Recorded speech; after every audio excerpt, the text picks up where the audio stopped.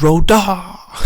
Hey guys, this is Robius5991, and today we are going to follow up with our Halo Reach Forge Maps recap here at Online Nights. Today's map's another one of my own, and it is entitled Skyrim Fort Dawnguard. So if any of you have purchased the Skyrim DLC for Fort Dawnguard, I hope you'll be able to see how I've tried to keep the structure as accurate, you could say, as possible within the Halo parameters. There was some piece missing and stuff because the budget is limited, but I did my best. So yeah, I'm gonna start off the tour, I guess. We'll go onto the outer grounds. It's hard to recreate the outside of the fort, but I just basically set up a few barricades since there are some adjustments that were necessary for gameplay. So let's start up here. This is the little palisade over the gate. There is a magnum that spawns there, and I believe also a grenade. Here you have the main gate. The idea is it's been set up so you can jump over the side for zombies. They can come through the main gate if they prefer. Gives them a few different options. So you got more barricades for the humans to hold out then, should they be cornered, I guess. Evidently the main cannons are not in Skyrim, but they were necessary for gameplay. And there's two of them over here, because this is the alpha zombie main spawn. Because this map does play with infection, I should have specified.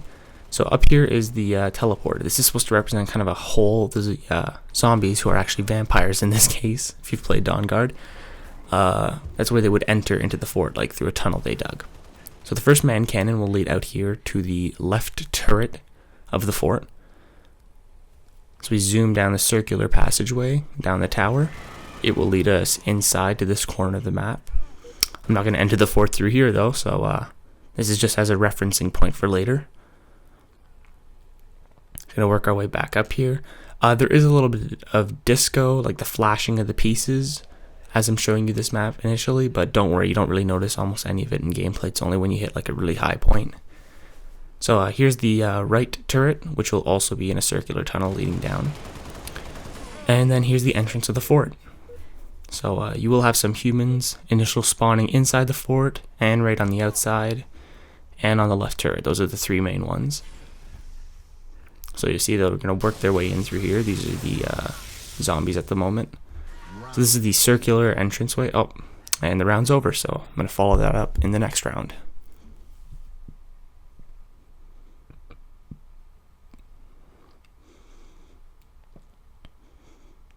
That is the only problem with showing infection maps, is when you're showing it through gameplay, you got to go through each round individually. So, like I said, here's one of the human initial spawns. So you can work your way into the fort, which is probably the easiest place to defend yourself. I mean, so up here on the second floor, this is one of the alpha zombie spawns. And later on, I believe it is a zombie respawn. So humans have no access to that whatsoever. So keep in mind here, this is the entrance, just so we can refer ourselves. If you go right there is the tunnel which will lead to the second floor of the circular room. See, there's different ways you can jump up through there. And yeah, so this is a good position to hold yourself out. There's two ways the zombies can come, either through that circular pass. Oh, sorry. Here's the hammer, which is Isran's hammer, if you play the DLC. Trying to make a little reference of my own. It's something you don't usually see in zombies, but it actually plays pretty well with the game type. So they can either come through that side or this side. But they can actually jump through the center. And yeah, to get you. So, we're going to go here. Yet again, I'm just going to refer ourselves to the entrance on the left, and that would lead to the right turret right here. We're going to go up. Like I said, I tried to keep all this positioning as realistic with the actual fort as I could. So as you can see, it is a holdout point, but it's not a really good one unless you have quite a few soldiers. So as we work our way down here, see, that's the entrance that I just looked at. So we would be coming in like this. If we take a left-hand turn, you got these few pillars in this room. Then back here we have the cave where they would have their battle trolls. I had to improvise a cage, really, instead of doing the actual setup because I was running out of pieces. Here's the dining room table where the sniper rifle spawns. Oh, and we will continue once again in the next round. Like I said, I do apologize for all the pauses in between, but that is the problem with filming an infection map. Although it is nice to see the gameplay in the background when you're giving a tour. So, see, this is another one of the initial spawns I was talking about at the left turret. So I'm just going to maneuver myself back to the entrance here, because you can easily get lost in this map if you don't really know it. And it's a free roam survival infection mode. So if we were to go left there, this will lead to the roof of the fort. So this is definitely the longest circular passage. So you got to be careful when you're in these, because the zombies can get you pretty easily if you're not careful or in a squad. So right here's the roof of the fort. You can see these upper turrets here. You'll find a gun on each of them. So there's an assault rifle on that one. As we go up here, there is a magnum. These are the two smaller ones up front. Then zombies can spawn all around up here. You cannot go up on that green area. You can't escape the map. There's boundaries for all of that, so nothing to worry about there. There's another assault rifle up here, and as you can see, the humans are holding out at the turret where they spawn. So zombies can either come through the doorway or from the roof. It's going to be pretty freaky when you got like 4 of them jumping towards you, but makes for some pretty intense gameplay.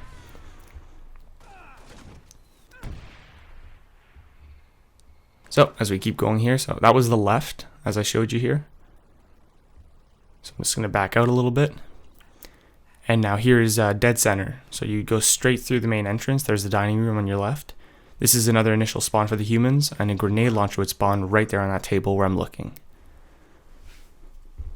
I do apologize for all of this pausing in between.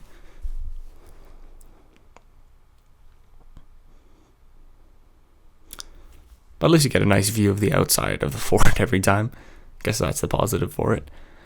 So, yet again, here's the same initial spawn at the beginning. So I've showed you left, right, and center now, and I'm just going to show you how they all actually connect.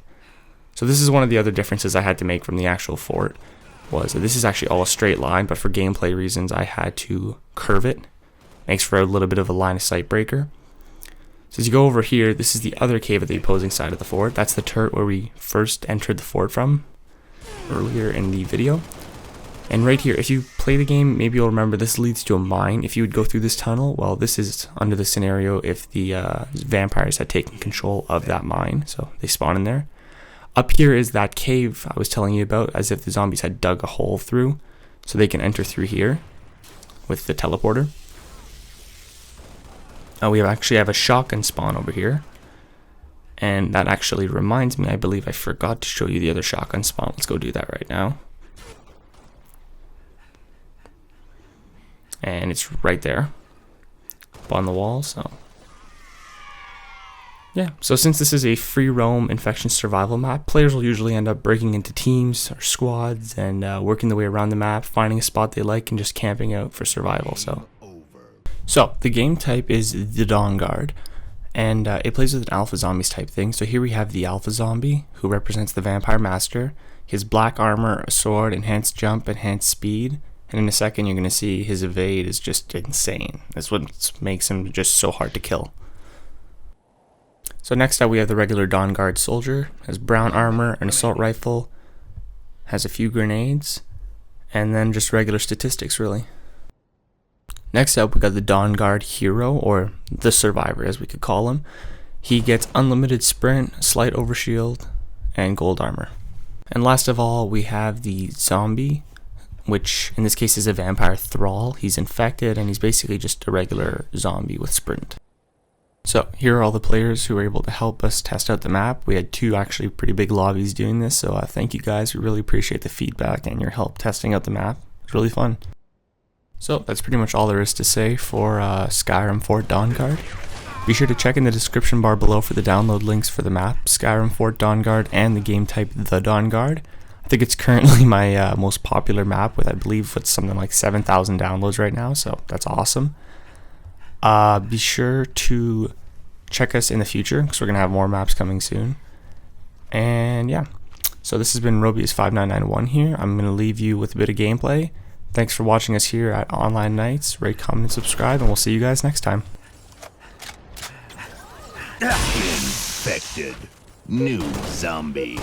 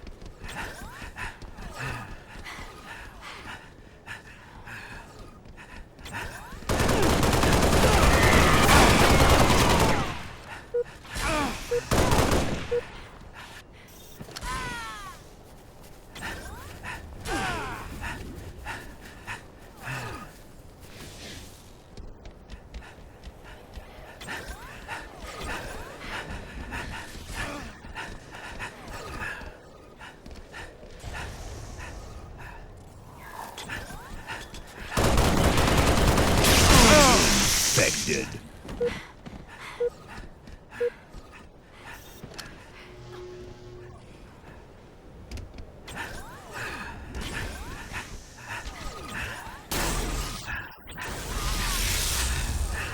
Round over.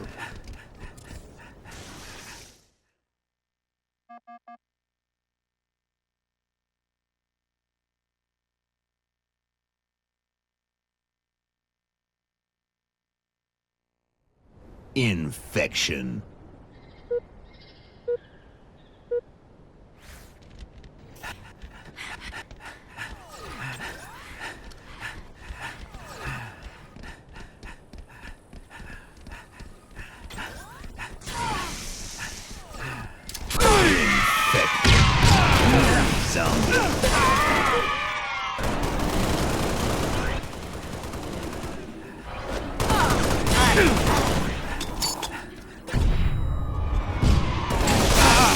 Infected.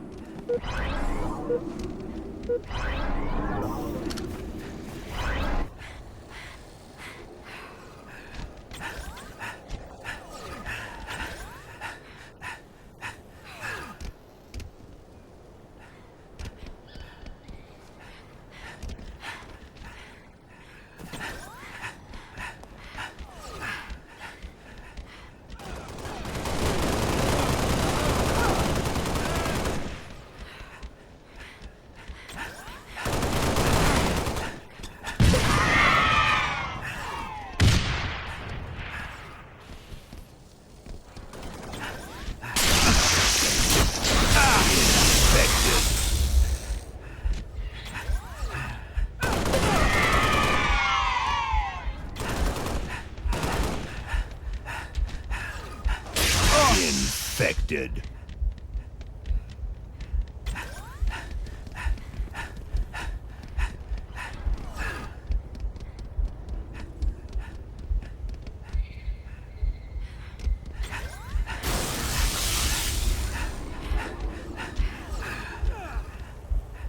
Round over.